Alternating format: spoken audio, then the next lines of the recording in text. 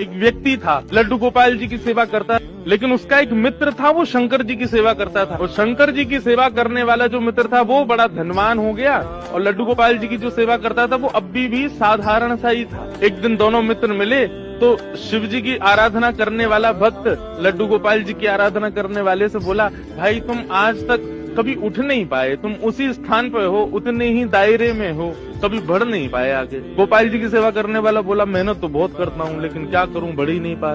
शिव आराधक ने कहा, एक काम करो, तुम अपने आराध्य बदल दो। ये तुम गोपाल जी की आराधना करते हो ना, इनकी जगह तुम शिव जी की आराधना शुरू कर दो, देखना कैसे जीवन में बदलाव आएगा। अब उस व्यक्ति ने यही किया कि गोपाल जी को ले जाकर के तो अलमारी में रख दिया। दूसरे दिन एक शंकर जी ले आया और शंकर जी का बढ़िया रुद्राभिषेक करके, त्रिपुंड लगा करके, बढ़िया ज्योत नैवेद्य आदि सब अर्पित करके, अगरबत्ती जला करके ओम नमः शिवाय का जाप करने लगा। और अब गोपाल जी की सेवा करता है तो वो गोपाल जी अंदर बैठा दिए एक अलमारी में, उनकी सेवा बंद, ओम नमः शिवाय का जाप करने लगा।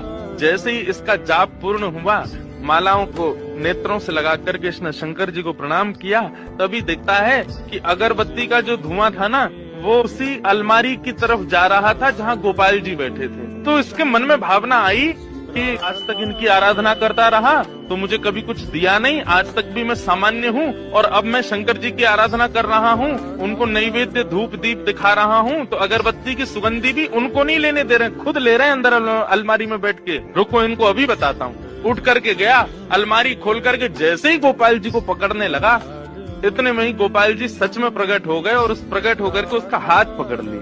जैसे ही गोपाल जी प्रकट हुए, उस भक्त ने कहा, बोले भगवान आप प्रकट हो गए? बोले हाँ प्रकट हो गए। बोले तो फिर ये तो मैं सबको बता दूंगा कि भाई शिव जी की आराधना से गोपाल जी प्रकट होते हैं। गोपाल जी बोले, नहीं भैया, हम शिव जी की आराधना से प्रकट हुए, ऐसी बात नहीं है। तुम शिव आराधना करो, सूर्य आराधना करो, चंद्र आराधना करो, किसी की भी आराधना करो, उससे हमको कोई दिक्कत नहीं है, लेकिन आज हम प्रकट किस लिए हुए ये ध्यान से सुनना। आज तक तुमने केवल हमको अष्ट धातु की एक मूर्ति समझा थी, तुम्हारे मन में कभी ये भावना नहीं आती थी कि इनकी आंखें भी हैं, इनकी नाक भी है, इनकी जीभ भी है, इनके कान भी हैं, इनकी त्वचा भी है, इनके हाथ पैर भी हैं। परंतु आज जब वो अगरबत्ती का धुआं सहज ही मेरी तरफ आ गया तो तुम्हारे मन में ये भावना आई